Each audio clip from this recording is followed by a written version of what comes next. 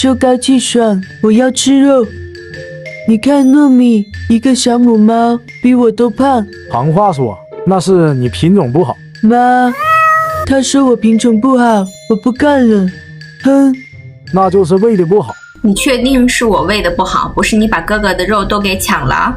你可是说对了呀，不是我抢的。还不承认？看看你抢小红点的霸道劲。那我这不是喜欢小红点。行，不玩了，你说怎么办？怎么贴秋膘？首先多买点罐头、生骨肉，别听有些人说吃多了各种问题，不吃会瘦才是真的。适量就好，也不能惯着。其次，秋天容易犯困，多陪猫咪玩耍，有益于猫咪的身心健康，这样会吃的更多。最后，换季一定要吃猫草。如果毛球在身体里，你给猫咪吃再多好吃的，也无法吸收。听明白了吗？